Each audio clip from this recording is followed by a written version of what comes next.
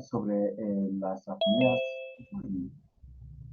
que forman parte de la medicina actual y que todos debemos saber. Y los neumólogos tienen mucho que ver en esto, ya que las terapias domiciliarias pues, son fundamentales para disminuir la mortalidad. Hablo de esto, ¿saben? Pues, porque hay mucha ignorancia en el ámbito de la población y, y también en el ámbito médico. Como estoy cansado, ya no quiero negar. He dicho, la gente que normalmente es como una esponjita son los alumnos. Y debemos empezar por acá porque los viejos ya están torcidos. Y dicen, árbol torcido jamás tronco endereza.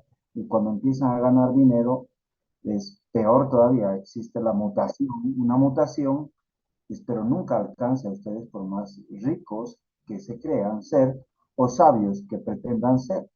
En este contexto, las apneas obstructivas del sueño es una revisión. He cortado algunas diapos de una presentación que hice para un congreso, pero forma parte de lo actual en apneas obstructivas del sueño, ¿ya? Voy a seguir pasando y me dicen si todo está bien, por favor, un ok, si todo está bien. Ya, yo le voy a pasar las diapositivas de todas mis presentaciones a Jael. O sea, descuiden por ello. O sea, la nota es importante, pero lo más importante es aprender. Mi hijo está estudiando, mis dos hijos están estudiando medicina y pues les va bien, les va mal, les va como a todos ustedes, ¿no? Yo les digo, vamos con calma porque esta es una maratón de toda la vida. El médico, es totalmente diferente a cualquier profesional y un poquito resentidos somos en el contexto de un resentimiento sano, se podría decir, entendible, que los demás profesionales empiezan a ganar dinero rápidamente, abruptamente, muchos de ellos, desde que salen de profesionales, ¿no? Pero el chic del médico es otra cosa, ¿no? El médico es otra, a ver, ¿cómo les podría decir? Es otra casta, es una buena casta, es otra, es una secta, diría yo, de hombres raros, pero les puedo asegurar que aquel que se apega a la profesión, creo que está rozando cierto tipo de energía que realmente es poderoso. Y el verdadero empoderamiento está en el conocimiento aplicado, aplicado hacia donde tiene que estar. En definitiva, es el hombre que sufre. Vamos a hablar de la introducción, si hubo cambios en la definición, por qué es tan importante estudiar a un paciente que tenga apneas obstructivas del sueño, cómo se estudia al paciente con sospecha de apneas del sueño, cómo se valora a los pacientes con gravedad, qué tratamiento médico, si hay algún tratamiento quirúrgico y algunas conclusiones. Fíjense, no sé si han escuchado la respiración de Cheyne-Stokes, que es una respiración periódica de hiperventilación progresiva, disminuye a hipoventilación, apneas y vuelve cíclicamente a repetirse esta respiración periódica, ¿no ve? Llamada respiración Cheyne-Stokes, Cheyne 818 y Stokes en 1854, ya hablaron de problemas respiratorios y desde ahí, fíjense desde qué siglo tenemos hablando de esto y no puede ser que en nuestro medio haya médicos que no soliciten estos estudios, que no deriven correctamente.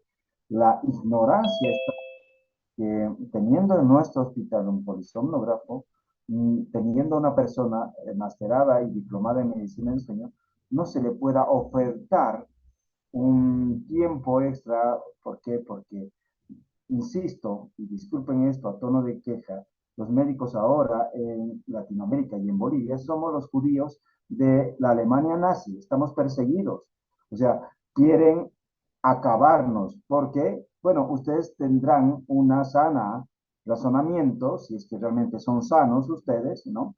Si están sanos en su juicio, van a saber por qué.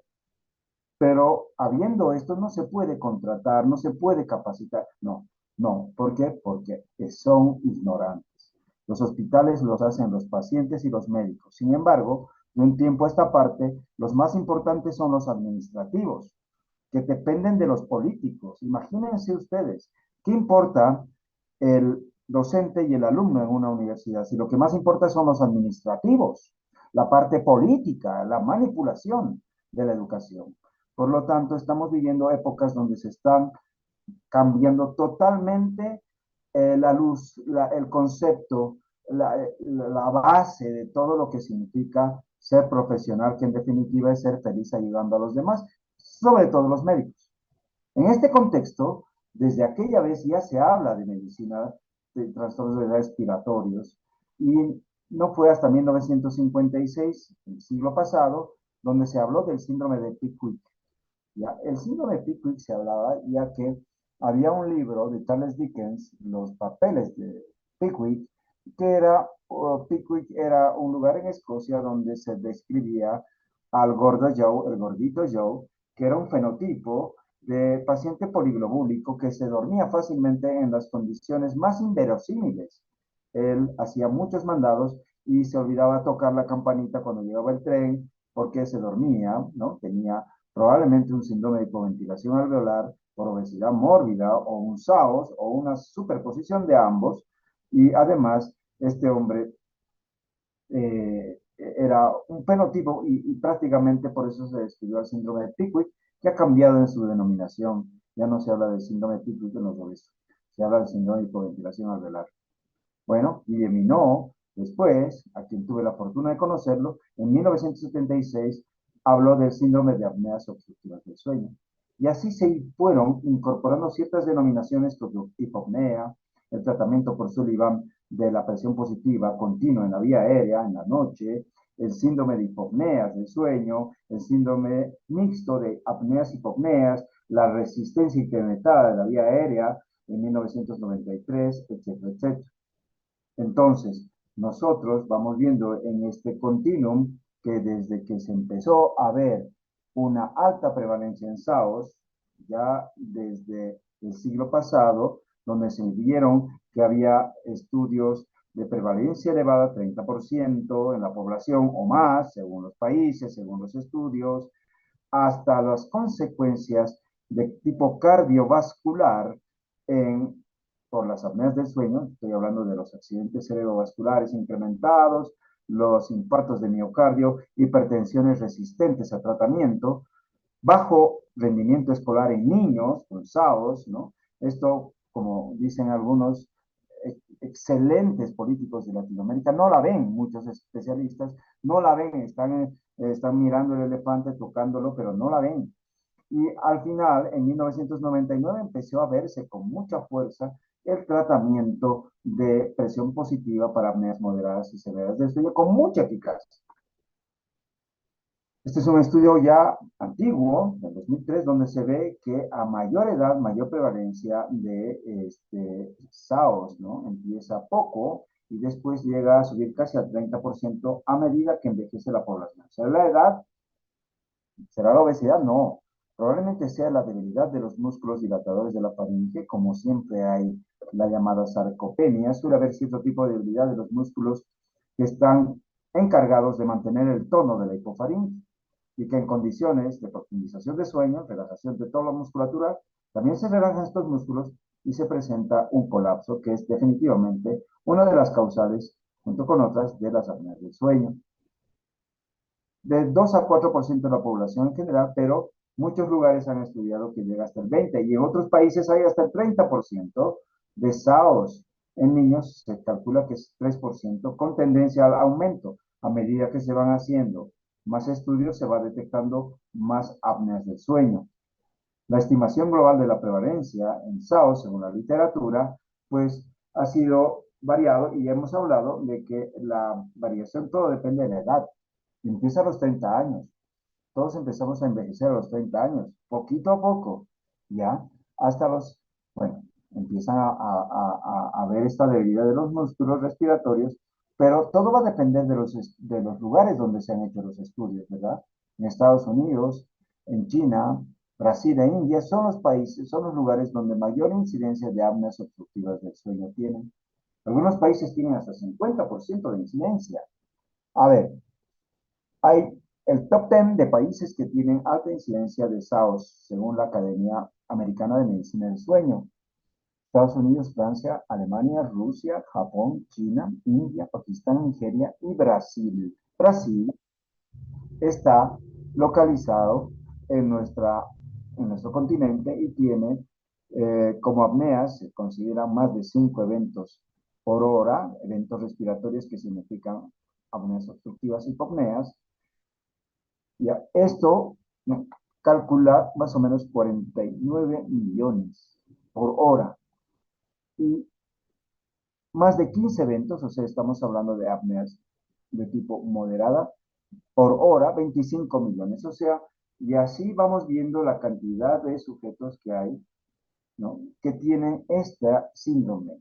Y ustedes creen que apnea es lo mismo que roncopatía, pues no, están equivocados, totalmente equivocados. La roncopatía molesta, la apnea mata. En Bolivia hay un estudio, más o menos, que se ha podido inferir, donde se calcula, ¿no?, que en Bolivia tenemos aproximadamente en todas las apneas casi 3 millones, casi 4 millones de pacientes, ¿no?, estudios extrapolados epidemiológicamente, con 40% de, casi 42% de apneas leves y 21% de apneas moderadas. Es un problema de salud pública, claro que lo es. Mucha gente duerme mal y se van a dar cuenta que los pacientes que duermen mal están matando gente indirectamente. Manejan muy malos automóviles, tienen mal carácter, están muy irritables, se divorcian fácilmente, ¿no? Lleva complicaciones médicas, gastos importantes en la salud, sobre todo más de 3 medicamentos para controlar la presión arterial, ¿ok? Repercusiones sociolaborales, no trabajan, ya no pueden ser capaces de ver la televisión, ni 10 minutos quedan dormidos, todo un drama para ellos. Mayor tasa de muerte en la población en general y de estos, tristemente, de los que se diagnostica, solo se trata ni el 10%. Solo 2% de los pacientes que tienen AOS son diagnosticados y tratados correctamente. Estos pacientes tienen 7 veces más probabilidades de morir en accidentes de tráfico vehicular. Y mis alumnos saben que he empezado a masticar coquita porque manejar en situaciones de estrés con gente, yo diría que está, no sé cómo ponerlo, pero yo creo que están más locos que una cabra, ¿no? Te pueden tocar y demás de la nada, ¿no? Y muchos de estos deben tener SAOS. Y tienes que estar tan atento, sobre todo en los viajes interdepartamentales, porque además de ser temerarios, los estúpidos tienen SAOS y no saben que tienen SAOS. Y la coquita les puede ayudar, pero por un tiempo, yo pienso. Pero muchos pacientes, muchos accidentes de tráfico se presentan de día, y esto está correlacionado con el SAOS. A ver, esto ocurría antes en la ruta anterior, Oruro-La Paz, La Paz-Oruro. Entonces sale Oruro y sale Oruro a chocarse de día. ¿Cómo puede explicarse que a la 1 de la tarde o a las 2 hayan estos accidentes por invasión de carril? Si supuestamente no había alcoholismo, pues tenían una somnolencia diurna, que es uno de los síntomas más importantes de las SAOS, y 3 segundos de pestañeo y invadían carril, y ahí, ¡zas!, todo esto. Pues todo esto, caballeros, pues todo esto, caballeros, se vive y se vive diariamente en nuestro país. ¿Y cuántos de estos choferes tendrán SAOS? No estoy hablando de alcoholismo, estoy hablando de SAOS. No estoy hablando de temerario, ser temerario a manejar, estoy hablando de excesiva somnolencia diurna. Alguna vez hemos hecho un estudio con algunos alumnos, ya hace más de 10 años, donde queríamos incorporar un mini check de evaluación al paciente o al conductor, por lo menos de tráfico de vialidad interdepartamental, a los choferes. Pero, claro, en el país de las maravillas ocurren, ¿no? Ustedes saben bien cómo anda el tránsito, a quienes se les da las licencias, puede ir hasta preso, por decir la verdad, en un país donde la verdad está desnuda y escandaliza, y la mentira vestida de la verdad es tolerada. Pues esto es lo que pasa. Pues no quisiera que sus familiares estén por ahí viajando, o algún amigo, porque eso es lo que pasa. Está relacionado con accidentes de tráfico en el mundo, con casi 810.000 accidentes, con 15, casi 16 millones de pérdidas en dólares americanos, 1.400 vidas que se van muriendo cada año, chicos, por esto. Entonces, tratados con CPAP diagnosticados, pues se puede bajar de los 15.900 millones de pérdida en dinero, si ahora a todos les gusta hablar de dinero, pues menos de 4 millones, de menos de 4 millones de dólares tratados y diagnosticados correctamente, con un ahorro neto de casi 11.100 millones, 11.100 millones. De las 400 vidas estaría salvando 980 vidas, Dios del cielo. Entonces, esta me parece una ganancia ya en ustedes al estar asistiendo acá para poder abrir la mente, ¿ya? Y saber que esto es patología del día a día y que yo tengo especialidad y muchos neumólogos también, y no somos tusiólogos, insisto, no somos tusiólogos ni influenzólogos, somos neumólogos completos. Tal vez la especialidad que es más completa, pero más tristemente tratada en nuestro medio, nos han mandado a la guerra en la pandemia, cual si fuéramos soldados rasos. Y después de la pandemia, pues no han tenido ningún ápice de consideración. Estamos sometidos a tanto riesgo que, es más, nos quieren jubilar y ustedes forman parte del consentimiento de que sí es correcto, porque ustedes van a empezar a ocupar, digamos, lo que les interesa, ¿no? Es decir, ganar. Y yo les pregunto, ¿ustedes creen que el tiempo no va a pasar para ustedes? Caramba, todo es un momento de reflexión cuando uno da clases, porque de lo contrario, yo creo que ustedes deberían estudiar otra cosa que no sea medicina. Medicina es otra cosa, medicina es la vida misma. Hubo cambios en la definición de apneas del sueño. SAOS se definía como un cuadro de somnolencia excesiva, trastornos cognitivo-conductuales, respiratorios, cardiovasculares, metabólicos o inflamatorios. Secundarios a episodios repetidos de obstrucción de la vía aérea superior durante el sueño. Secundario a asfixias. Yo les digo, ahorcamientos naturales por sí mismos repetidamente en la noche. Esto también se ha sido, digamos, evaluado por la CEPAR y pone lo mismo, pero adjunta que debería ser medido, ¿no? Debería ser medido con un estudio del sueño. Un estudio del sueño que se puede hacer por somnografía o poligrafía del sueño, donde un índice de apnea por hora supere los 5 eventos por hora. Hay un documento nuevo de la CEPAR donde dice que la presencia de un índice de apneas, hipopneas, en 6 a 8 horas de sueño que normalmente se monitoriza, que supere los 15 eventos por hora, esto ya entra dentro de la definición de consenso de la AOS, apneas obstructivas del sueño. Sin embargo, hay otra que dice la presencia de un índice de apneas más de 5, acompañado de excesiva somnolencia durante el día, sueño no reparador, cansancio excesivo o deterioro de la calidad de vida relacionada con el sueño, no justificables por otras causas, ya es apnea. Entonces tenemos dos definiciones. Una, que es sin síntomas, solamente con poligrafía, que tenga más de 15 eventos por hora, y otra es con síntomas, que tenga más de 5 eventos por hora en 6 a 8 horas de sueño. La asociación o la Academia Americana de Medicina del Sueño define tal cual les estoy mencionando, pero es importante mencionar que esto se produce por estrechamiento de las vías respiratorias, que es asfixias intermitentes durante el sueño. No es roncar. Tener asfixias con hipoxemia es lo que define justamente a las apneas obstructivas del sueño. Imagínense a ustedes si viene alguien, el duende del sueño, y se sienta en su cuello y les va ahorcando poco a poco, es decir, 10 segundos, 30 segundos, hay pacientes que tienen 3 minutos, 5 minutos de apneas, hipopneas con bajadas de saturación hasta 50%, pero no se mueren. Hay un reflejo córtico-subcortical donde hay una apertura de la glotis y estos eventos repetidos de asfixia se van sucediendo a lo largo de todas las horas del sueño, teniendo pues un padecer tremendo del cónyuge, que se divorcia habitualmente, y ni te lo digo del paciente, y no necesita ser obeso por si acaso. Entonces, la definición operacional es justamente de, digamos, hipopnea, es cuando haya disminución del flujo más del 50%, que dure más de 10 segundos y que baje 3% la saturación, ¿ya?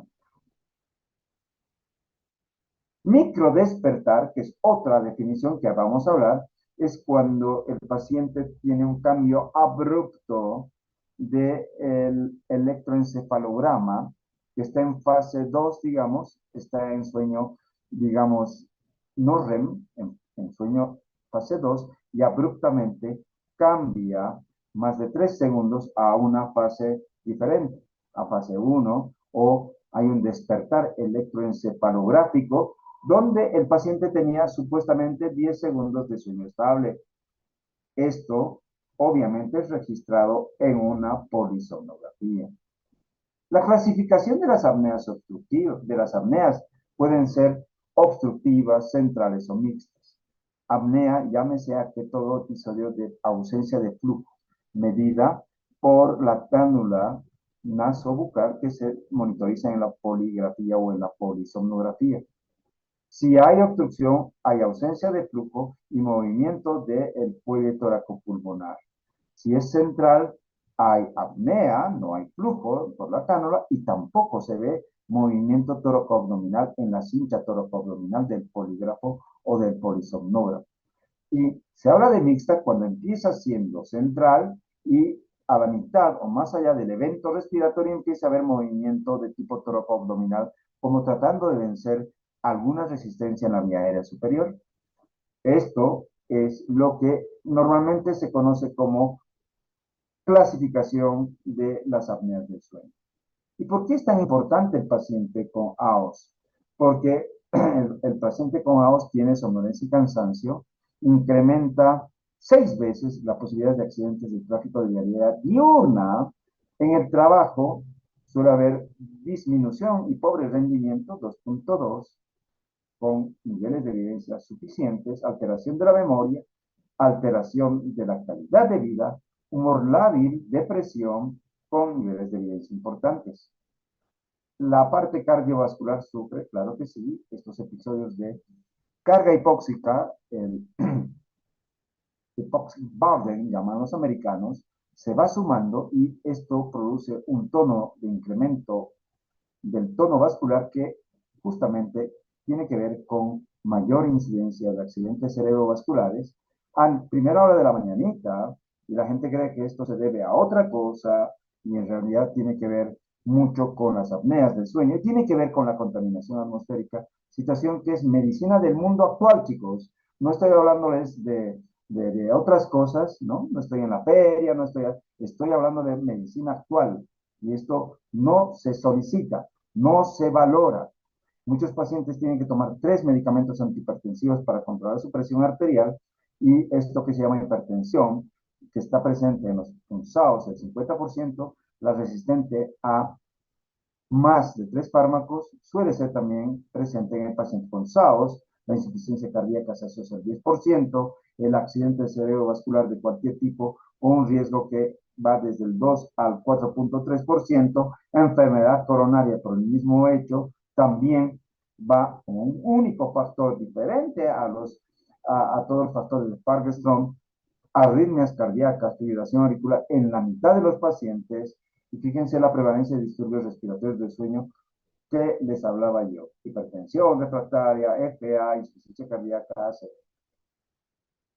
riesgo ajustado de muerte, pues por todas las causas que se pueda morir el paciente relacionada a AOS, ya sea ictus, ¿no? Accidentes cardiovasculares, etcétera, está incrementado según varios estudios de el 2.2, o sea, el doble, a casi 4.5 veces más de riesgo de morirse. ¿Qué es lo que sucede cuando hay las asfixias, las hipoxemias? Hay una liberación de adrenalina, el sistema nervioso autónomo se libera y justamente en estos episodios de SAOS o de hipoventilación, o hipopnea, que se ve acá, ¿no ve?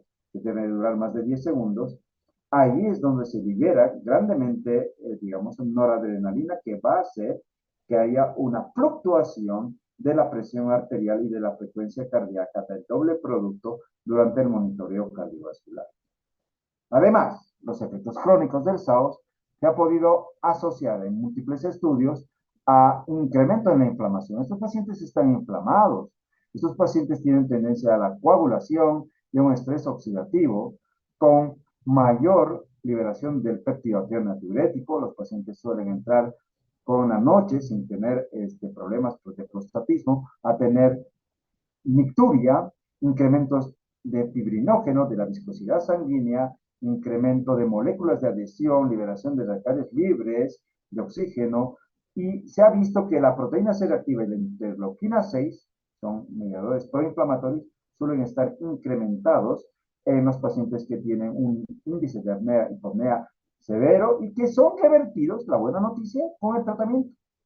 Además, hay cierto tipo de neoplasias como el melanoma y el cáncer de pulmón que han sido asociados a estos episodios de hipoxemia nocturna. O sea que hay una relación entre cáncer y AOS. Cuando un paciente es obeso, uno puede predecir que puede tener una vía aérea difícil. Pero un paciente joven con AOS no estudiado es un dolor de cabeza para muchos pacientes que son sometidos a sedación para no broncoscopía, porque nosotros estamos ahí en la cabecera del paciente. Para los pacientes que son sometidos a endoscopía digestiva, que cada vez se hacen más, y otro tipo de procedimientos donde hay colapso de la hipofaringe, los problemas no solamente son en la intubación, sino sobre todo en el postoperatorio, que estos pacientes suelen tener hipoxemia, pero sobre todo por este colapso, y que debería este paciente, según muchos, ser evaluados y tratados con CPAP, sobre todo después del procedimiento de endoscopía. Pero eso no se da en nuestro medio porque, bueno, estas son palabritas inbox que les digo a ustedes porque los quiero, por el ego de los profesionales. El ego de los profesionales es lo peor que está pasando en el mundo boliviano y cochabambino. Tenemos probablemente los mejores profesionales en nuestro medio, pero el ego hace que todo se destruya en un minuto, en un segundo, en un instante.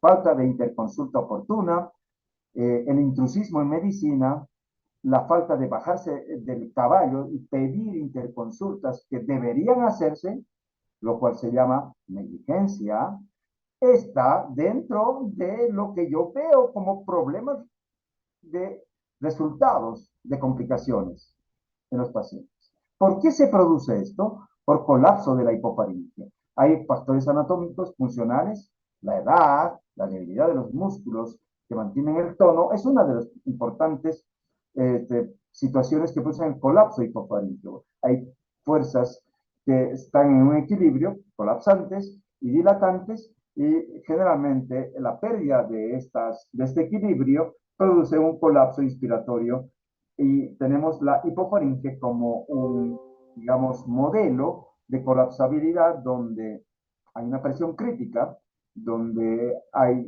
debilidad muscular, pero además tratamos de vencer esa resistencia con movimientos torácicos, ¿no? Sobre todo en la noche, en posición supino, y eso, en vez de mejorar, empeora la situación produciendo mayor colapso de esta zona. Entonces, si tenemos un modelo de vías aéreas, acá tenemos esto que está a ver, voy a poner, en esto que está fenestrado, o digo cerrado, que digamos sería la hipofaringe, esto es mi tórax, y mi pistón es mi diafragma, entonces empiezo a dormir y generalmente se me colapsa por la presión negativa mi vía aérea, se transmite a mi vía aérea colapsable, la hipofaringe. ¿La hipofaringe dónde está? Si ustedes se tocan la horquilla del cartílago tiroides, hay una horquillita, por encima de esto está la hipofaringe, que no es una zona más de 1 centímetro. Y esa zona de hipofaringeal no está protegida por el cartílago tiroides, ni por el estuche del maxilar superior óseo, ni por nada hacia arriba, que es la nasofaringe, digamos, ¿no? Entonces, esta hipofaringe es colapsable y se colapsa con movimientos del tórax que tratan de vencer la resistencia moviendo el diafragma, ¿no? Por eso hay las apneas obstructivas, movimiento toracoabdominal, mayor colapso, y si tendría que producir, digamos, un efecto contrario de aumento de presión en la vía aérea para poder romper esa presión crítica que producía el colapso. Yo veo, a ver, voy a tratar de sacar, esto normalmente hacemos cuando vemos broncoscopias, estamos viendo, y fíjense, solamente al inspirar, inspire, la hipofaringe colapsa esta zonita, que es la zona donde al pasar el aire vibra y ronca el paciente. Y cuando se cierra completamente hay apneas, pero también hay hipopneas, disminución del flujo, ya les hablé de más del 50% con insaturación. Ahí, esa zonita, es la zona donde hay apneas del sueño.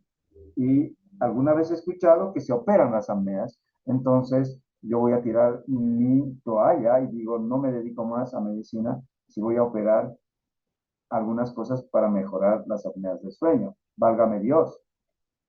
Esta zona, entonces, de la hipofaringe, tiene que ver con estas zonas retropalatina, ¿no? En sujetos normales, que algunos tienen ya de por sí tendencia a estar más flácida, con mayor tejido, ¿ya? Con mayor gordura, grasa para faringe. Tiene mucho que ver todo esto. Es una resonancia donde vemos a un individuo que tiene todas las partes normales y esto que vemos acá, que es la columna de aire, a ver, todo esto, que debería estar libre, ¿verdad? Pero suele acumularse grasa, acá vemos grasita acá, maravilloso aquí para faringia y que también puede estar situada en esta zona, ¿ya? ¿Qué es lo que pasa? En pacientes que tienen la vía aérea normal, se podría decir que mantienen el tono de la hipofaringe, no pasa nada, pero fíjense este paciente que ya aumentó más de peso, que tiene la clásica papada, que tiene este grosor del cuello, tiene mayor tendencia a la colapsabilidad, es decir, aún, además hay grasa lateral para faringia, que tiende a favorecer la colapsabilidad hipofaringea medida en resonancias magnéticas y en estos modelos de reconstrucción de imágenes. Lo mismo acá. Hay expresión genética, sí, se ha podido ver que familiares de primer grado que roncan y tienen apneas, tienen el doble, casi el doble de que sus hijos, y así la descendencia puede tender a no solamente roncar, a tener apnea. Entonces, esto es un gráfico importante porque tengo paciente con apnea del sueño, me va a hacer hipoxia intermitente por los ahogos, esto va a activar todo lo que llamo activación simpática y estado proinflamatorio, cambios en la presión torácica, esto pistón que quiero, vencer la resistencia y en vez de vencer la colapso más, me fragmenta el sueño porque cambio de fase abruptamente y no descanso y todo esto tiene consecuencias cardiovasculares, metabólicas, neoplásicas, neurocognitivos, Dios mío, la demencia, depresión están asociadas a todo ello y la calidad de vida, que no sé si importa para ustedes, ¿no? Pero para mí sí. No es vivir por vivir ni ganar por ganar, es vivir para ser feliz. Voy a darles 5 minutitos, por favor, me voy a dar 5 minutitos, ya que tengo una pacientita que me está esperando y les voy a pedir que me aguarden o vayan a tomar un café y nos vemos en 5 minutos.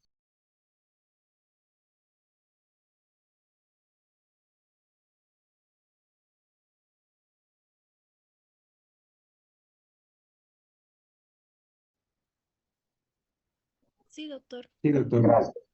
Bueno, el flujo normal tenemos acá esta parte donde inspiramos y expiramos correctamente, pero cuando hay un flujo limitado, ya, en la inspiración, esto ya se puede hablar de aumento o resistencia al flujo aéreo, que suele ocurrir en la noche.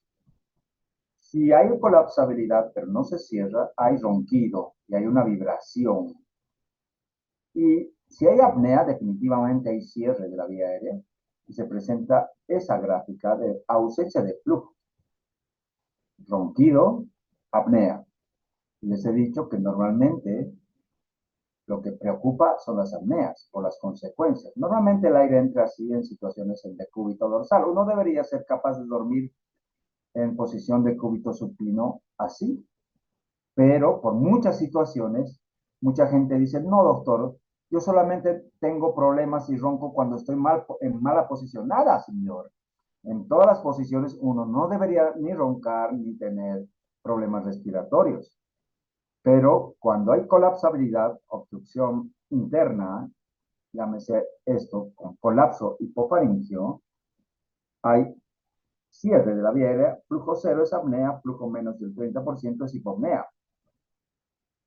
Esto se ha podido ver que de un ronquido continuo puede entrar poco a poco a tener ronquido intermitente a la edad, ¿no?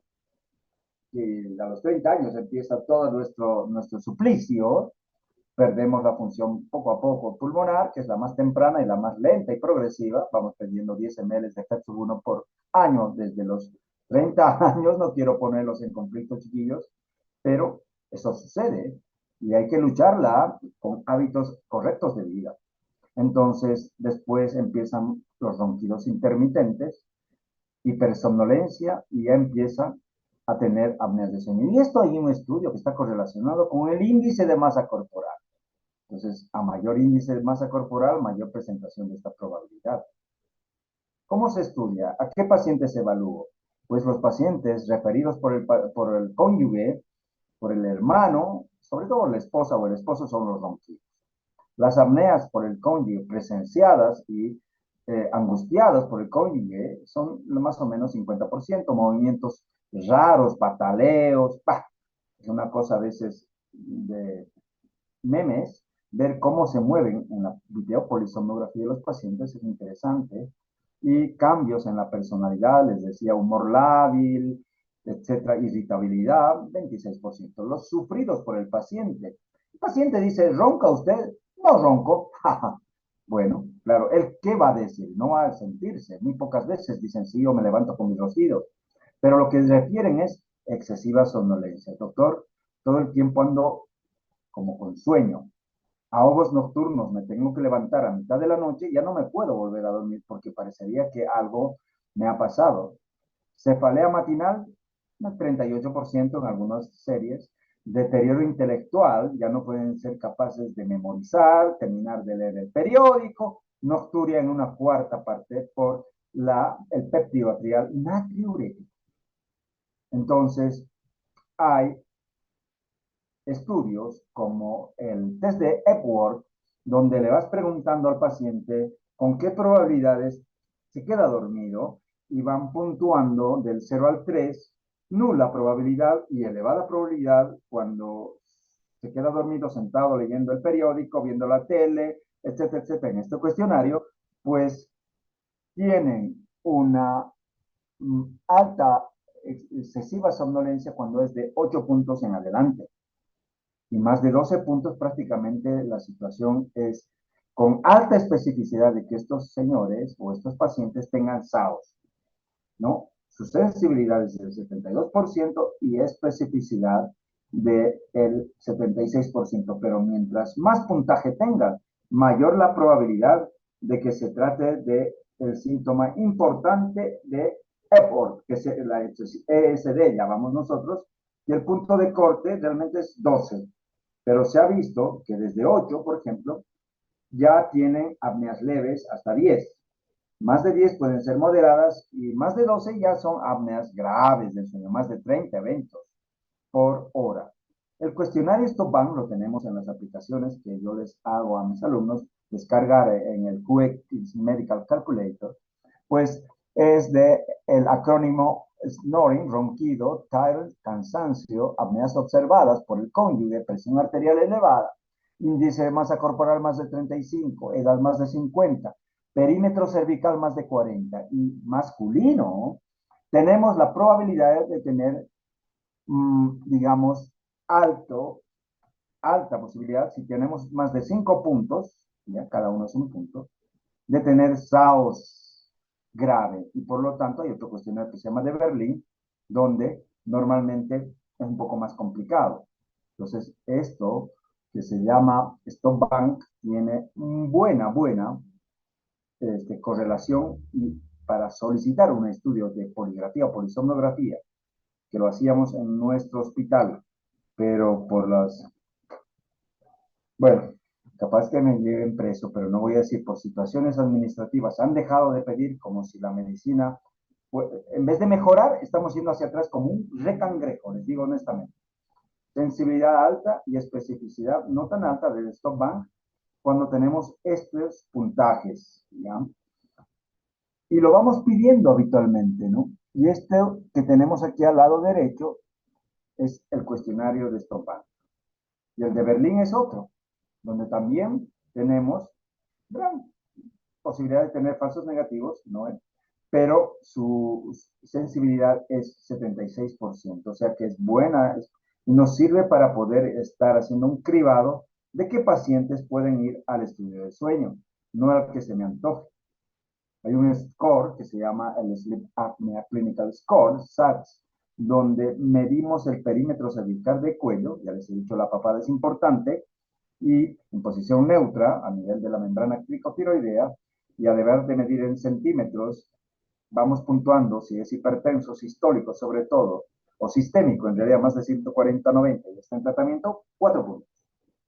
Si es roncópata, 3 puntos. Si el cónyuge dice que se tranca y tiene apneas en la noche, 3 puntos. Y vemos la probabilidad.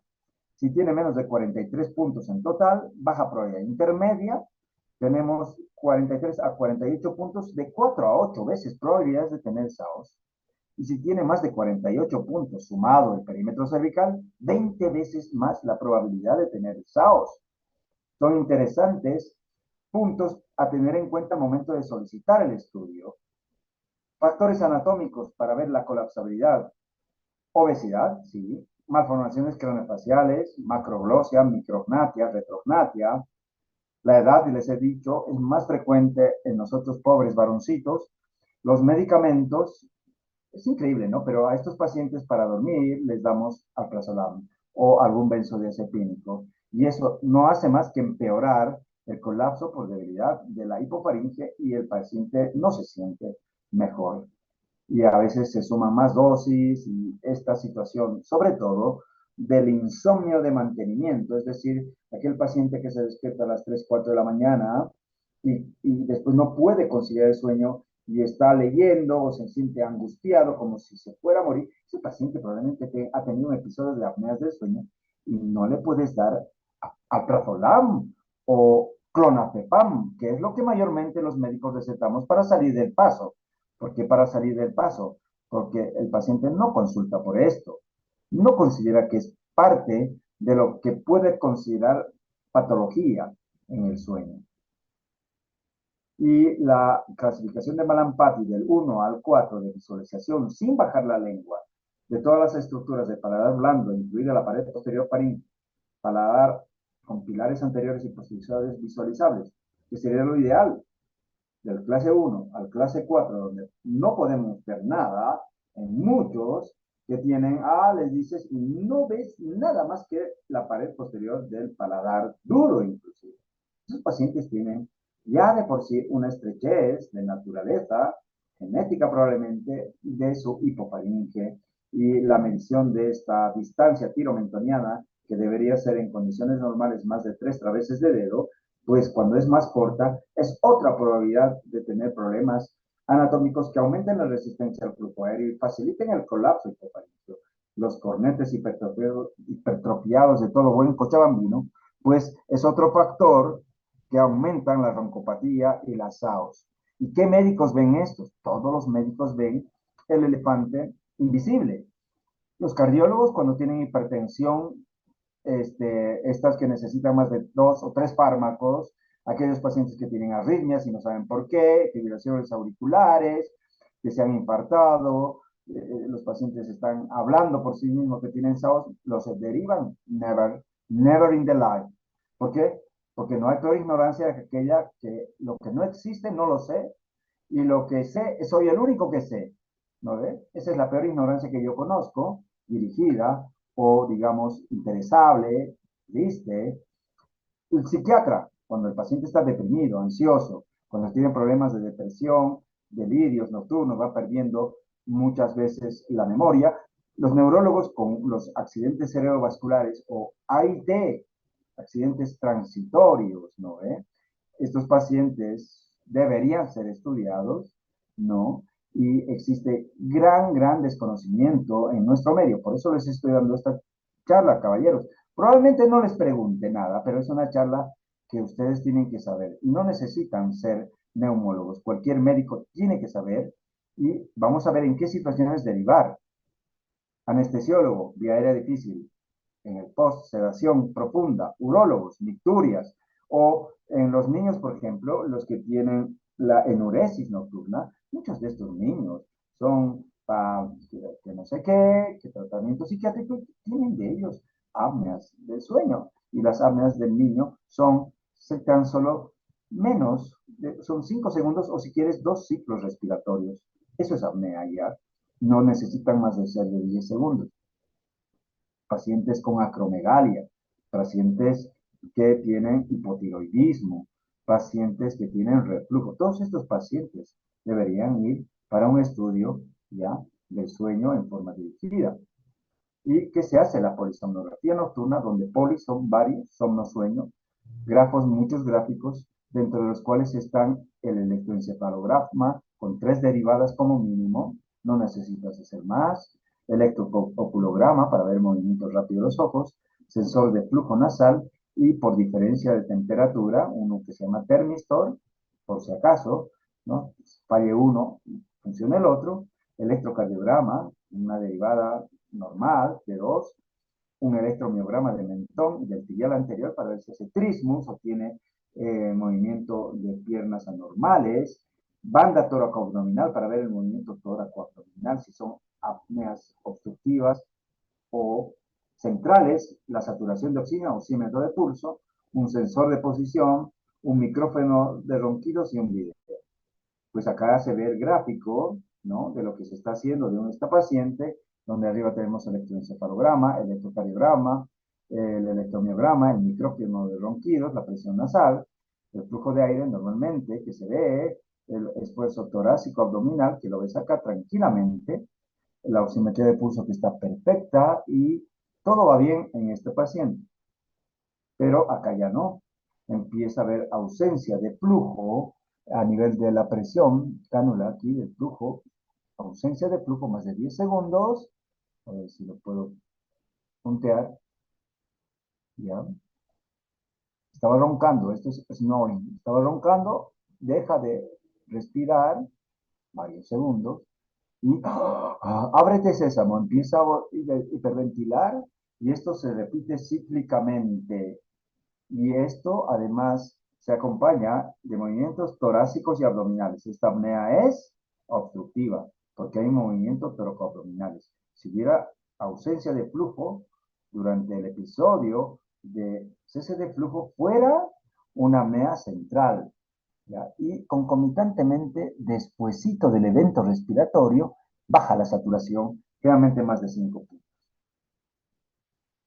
Y esto se va viendo, ¿no ven? En estos episodios donde suele haber hipopneas también, no baja completamente, baja el 30% del flujo, hay movimiento toracoabdominal, pero hay insaturación, en este caso, más de 3 puntos, dice acá, de la saturación en estos posterior al evento respiratorio, se llama hipopnea. Esto también tiene que ser sumado como evento respiratorio y forma parte del SAOS. Entonces, ¿quiénes son candidatos a la polisomnografía? Pacientes que tienen antecedentes de ACV, pacientes que tienen antecedentes de infarto de miocardio, hipertensión arterial refractaria o que necesita más de 2 fármacos, pacientes que tienen enfermedades del cuello tóraco-pulmonar. Acabo de indicar en una paciente que tiene cifoescoliosis de nacimiento y que solamente usa oxígeno y que no se halla bien y está con hipertensión pulmonar y ellos creen que tomando medicamentos para hipertensión pulmonar va a ser suficiente. Acá hay que tratar la enfermedad de base. Probablemente estén haciendo apneas, hipoapneas del sueño. Hipoventilación ya les he mencionado que estos pacientes, miastenia gravis, pacientes que tienen uso de medicamentos opioides, pacientes que tienen antecedentes cerebrovasculares y los que tienen insomnio de mantenimiento severo. Pero hay equipos simplificados como los polígrafos respiratorios. Después de la pandemia, yo tengo un equipo de polisomnografía, se ha muerto, se ha caído la solicitud de los estudios. ¿Quién sabe por qué? Ha habido el reset post-pandémico que ha cambiado a las personas, ha cambiado las solicitudes, se han empoderado muchos, son neumólogos de nacimiento, porque han tratado un par de casos de COVID, etcétera, etcétera, en pacientes adultos no complicados, con riesgo moderado a severo de AOS, basta y sobra este estudio simplificado que también nos hemos hecho traer de equipo y lo estamos haciendo con mucho éxito, donde es más accesible, puedes ir a la casa del paciente, buena correlación con la polisomnografía, la lectura tienes que hacerlo manualmente, ¿ya? Y los estudios no son inferiores, o sea, tienen la no inferioridad con la polisomnografía. Solamente un 25% de estos estudios pueden ir a poligrafía de sueño, ¿ya? Cuando tienes dudas, sobre todo si hay lo que llamamos arousal, despertares electroencefalográficos. En la poligrafía de sueño no se hace electroencefalografía ni electromiografía. Solo se hace monitoreo de flujo, oximetría de pulso, posición y movimientos toracoabdominales. ¿Qué pacientes pueden hacer poligrafía de sueño? Todos. Todos los que tienen apneas de probabilidad, según esto van de moderada a alta de SAOS, ¿ya? Y vas viendo los eventos respiratorios muy parecidos a lo que cuenta la polisomnografía. Las desventajas es que no evalúa la polisomnografía, ¿ya? Y no puedes ver en qué momentos ha entrado en sueño electroencefalográfico realmente, pero sí cuentas los eventos respiratorios. Y aquí está un registro de poligrafía de sueño donde se ve también los eventos de apneas, ¿ya? Ausencia de flujo, hay esfuerzo toracoabdominal, son obstrucciones, y hay caída de la saturación de oxígeno repetidamente entre la 1 y 13 de la mañana hasta 1 y 14 de la mañana, es decir, se van viendo, esto es un fragmento de 5 minutos de registro. Y aquí se ve otro evento respiratorio donde vas contabilizando en una página de 2 minutos para ver los eventos de flujo con esfuerzo torácico, ¿no? Ausencia de flujo y esfuerzo torácico incrementado. ¿Qué apnea será esta? Será una apnea obstructiva del sueño con insaturación concomitante. Cada vez ha habido más red de complejidad creciente en el diagnóstico de SAOS, ¿ya? Pero con este equipo de transmisión de datos portátiles estamos ganando mucho tiempo y estamos sacando el miedo de ir al hospital para hacer polisomnografías. Por la pandemia me refiero, ¿no? O sea, ir al hospital ahora, qué bueno, porque eso significa de que probablemente la medicina vaya a cambiar. Hay especialistas respiratorios que se llaman terapia domiciliaria respiratoria. O sea, son no fisioterapeutas, son neumólogos que van y evalúan a los pacientes que les he hablado ayer y les estoy hablando hoy, no solo problemas del sueño. Mi paciente sospechoso de apneas del sueño, ¿no? Deberá hacerse la poligrafía o la polisomnografía y de acuerdo a los resultados tendré que evaluar si tienen apnea del sueño o no. ¿Cómo valoro la gravedad? Con este gráfico muy bonito, donde tengo pacientes sospechosos de apneas del sueño y tiene una probabilidad alta o intermedia a la poligrafía. Pero si mi paciente es inestable, tiene problemas respiratorios diferentes, probablemente movimientos anormales, o sospecho que puede tener actividad epiléptica en la noche, ¿ya? Este paciente probablemente vaya a polisomnografía. Los resultados van a ser casi los mismos. Si en la poligrafía de registro manual tiene más de 5 eventos por hora, tiene probabilidad clínica, obviamente, de acuerdo a lo que yo he logrado, en de 5 eventos por hora, tiene apnea del sueño. Si tiene menos de 5 eventos, no sé si tiene apnea del sueño o lo mando recién a hacer polisomnografía. Valorar si tiene 15 eventos, probablemente este paciente con síntomas tiene síndrome de apnea del sueño. Tiene menos de 5 eventos, directamente no tiene apneas del sueño. Está entre 5 y 15, probablemente tenga moderadas, leves apneas del sueño, ¿no? No son moderadas, leves, y vamos a ver si no tiene otras causas. Entonces, esto es importante para ustedes. Medir la métrica. La métrica es fundamental. Y para medir es como te miden los lentes. No puedes ir y comprarte un lente si no te han medido, ¿no? Hay algunos que sí se usan, que usan así.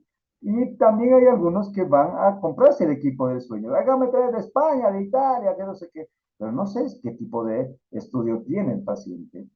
Entonces, la métrica ha cambiado un poquito recientemente y han aparecido estos otros ítems, no solamente el IA, índice de apnea del sueño, porque se ha visto que hay fenotipos y esto han sido en este gran gráfico en inglés, digamos, resumidos en fenotipos que tienen excesiva somnolencia diurna, que tienen una gran carga de arousal, despertares electroencefalográficos nocturnos, la hypoxic burden, la carga hipóxica que tiene el paciente por episodios asfícticos, y el delta heart rate.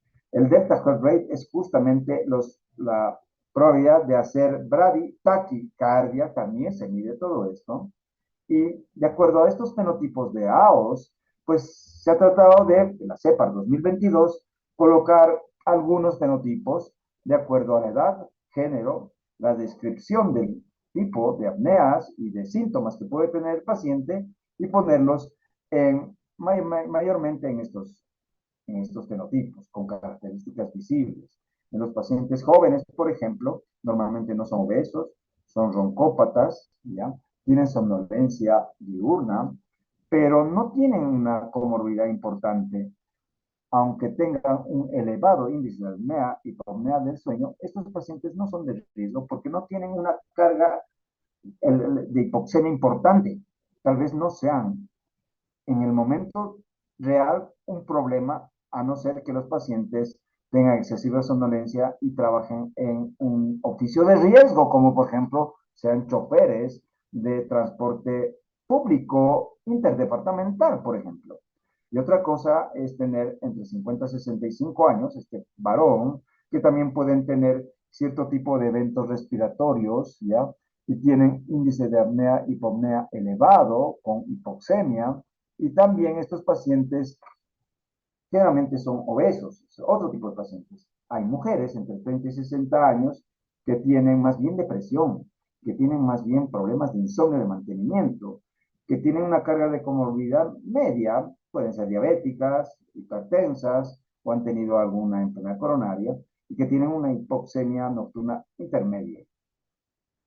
Y pacientes mayores de 65 años, obesos, no somnolientos, que tienen alta carga de comorbilidades, ¿ya? Que tienen también un elevado índice de apnea y hipopnea del sueño. El tratamiento para todos estos no siempre es el CPAP. Aquí podemos ver en esta gravedad estos fenotipos de apnea del sueño, que además del IA, además del índice de apnea del sueño, que aquí se ve en la izquierda, la carga de oxigenación, de saturación menos del 90% del tiempo es otro factor de riesgo. La excesiva somnolencia es otro factor de riesgo. Mientras más somnolencia, supuestamente más grave es el paciente. Mientras más obeso, más grave es el paciente. Mientras más eventos cardiovasculares tengan, más grave sea el paciente.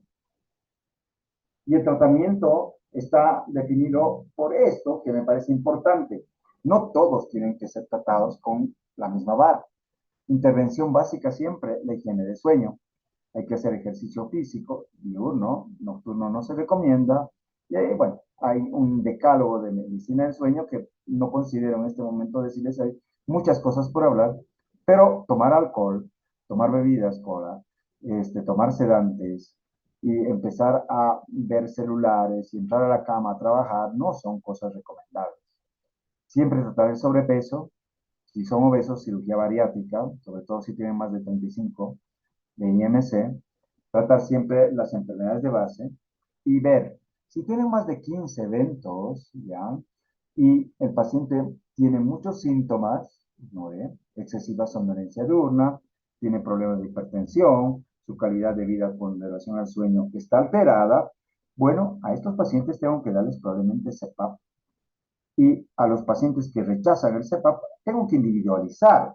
Probablemente si tienen problemas orofaciales, oronasales, tratar la rinitis alérgica. Una situación importante es los dispositivos de avance maxilar. El CEPAP lo que tiene es periorizar este Starling, este colapso de la hipofaringe, que normalmente se colapsa, ¿no? Con tendencia a querer abrir esa, producir una apertura de esta hipofaringe. El tórax lo único que hace es facilitar el cierre. Pero si yo le doy presión positiva a través de una interfase nasal, oronasal, voy a generar una presión positiva de 5, 8, 10, 12 centímetros de agua a requerimiento o fija para mantener esto, lo que se llama ferulizado, abierto en fases de sueño, lo que se llama ferulización neumática por dentro. Y eso se ha correlacionado con menor evento cardiovascular en todos los tipos de apnea. Entonces, cuando ofrezco a mi paciente dispositivos de avance maxilar, cuando el paciente no quiere usar el CEPAP, aparte de todas las medidas de bajo de peso, esto es una alternativa. Esto siempre tengo que corroborar un ortodoncista, endodoncista, un especialista que trabaje con nosotros. Los pacientes con AOS leves moderadas sin indicación de CEPAP y otra alternativa también forman parte, los roncópatas solo, del uso de estos DAM. Estos son los DAM, dispositivos que pueden ser hechos a medida, ¿ya?, del paciente, como te hacen las prótesis. Entonces, yo tengo un AOS, ¿ya?, y si tengo más de 15 eventos por hora y tengo que usar el CEPAP, uso el CEPAP. No tolero el CEPAP, hago consejería. Igual no tolero. Entonces, dispositivo de avance maxilar y evaluación otorrinolaringológica. ¿Y qué tengo que ver en esto? Pues tengo que ver la probabilidad de ver por endoscopía si se colapsa realmente lo que les he mostrado, la hipofaringe. Algunos pacientes, pero solo algunos, pueden ir a cirugía. Cirugía, digamos, de tipo reducción de faringoplastía, en algunos casos, uvulopalatofaringoplastía, pero es raro los casos, realmente se han tenido malos resultados cuando uno va a operar las apneas. En niños es por el contrario diferente. La amigdalectomía y la adenoamigdalectomía, cuando hay hipertrofias amigdalares y SAOS, ojalá medidos, ya tiene una muy buena resolución, pero no es el tratamiento. 60-70% desaparecen, pero siempre hay un 30-40% que a lo largo, les hablaba de genes de colapsabilidad, pueden tener igual apneas del sueño. Y estos pacientes, además de hacer la evaluación para dispositivos de avance maxilar, hay que ver realmente si va a funcionar o no. En algunos pacientes está indicado la estimulación del nervio hipogloso. Bueno, el DICE es la endoscopía que produce un poco de sueño, ¿no? Entonces tú vas viendo, le das un fármaco controlado, normalmente con anestesio, el paciente, digamos, acá a través de una mascarilla nasobucal, tú entras a hacer la laringoscopía y vas viendo cómo está la disposición del paladar blando, la vía aérea, ¿verdad? Si logras franquear y ves cómo está la pared posterofaringea, el paladar blando, más adelante vas viendo justamente cuál es la tendencia a ver la vía aérea, la epiglotis, las cuerdas vocales, etc. Cuando hay una excesiva colapsabilidad, sobre todo con esto que se llama DISE, Drug Induced Sleep Endoscopy, pues realmente se hace una escala, que es la escala de Bote, y de acuerdo a eso se va viendo, ¿no?, si vamos a puntuar o no, y de acuerdo a eso se puntúa, digo yo, se puntúa directamente si ves o no en posición en el cúbito supino las diferentes estructuras y qué es lo que pasa si corrige durante la somnoscopía o la endoscopía cierto tipo de visualizaciones de la vía aérea. Electroestimulación del nervio hipoglóso a través de, como una especie de marcapaso, se coloca a nivel subcutáneo este dispositivo. ¿Qué va a hacer? Va a activar los músculos más importantes que generan de los 7 músculos dilatadores de la laringe. Justamente va a estimular el nervio hipogloso para mejorar y protruir la lengua hacia adelante y mejorar el lumen. Esto puede ser útil en algunos pacientes, ya que al aumentar el tono del músculo va a contraer toda la estructura, mayormente que tiende a colapsarse y mantener el tono. No todos los pacientes lo funcionan, lo ven, lo he visto. Sé que algunos están trabajando en ello, pero caramba, habrá que ver más resultados a largo plazo. Y por último, las alternativas terapéuticas, aparte del CPAP, las posturales, las farmacológicas, han aparecido fármacos que pueden reducir apneas, pero en apneas leves y moderadas, la atomoxetina, la oxibutinina, ¿no? Hay reportes, la terapia miofuncional, que es fisioterapia de estimulación justamente de todos estos músculos dilatadores, los 7, de la hipofaringe, las terapias BIPAP, CPAP, son las mejores. Entonces, siempre tener en cuenta que esto es prevalente en el medio, en tanto leves y moderadas, les he mostrado, que existen cuestionarios para valoración, pretest de nuestros pacientes que tienen sospecha clínica moderada o alta, deben ser sometidos a poligrafía respiratoria mínimo, y los pacientes de polisomnografía para pacientes que tienen dudas o pacientes que además puedan tener compromiso neurológico, actividad eléctrica nocturna. Pacientes pueden y deben ser evaluados, y requerir el tratamiento es multidisciplinario y debería ser así en todo, pero nos llenamos la boca de multidisciplinariedad, pero ni siquiera lo sospechamos. Entonces, ahí termino. Esta ponencia probablemente no entre en el examen, simplemente es una ponencia de tipo ilustrativa para que ustedes sepan que el neumólogo no es tusiólogo ni tisiólogo, es neumólogo, probablemente una de las especialidades que más salva vidas cuando previene la terapia intensiva. Un gran abrazo para todos, les pasaré esta charla a Jael. Buenas noches. Gracias, doctor. Hasta Gracias, luego. doctor. Gracias, doctor. Doctor, gracias. Gracias, doctor.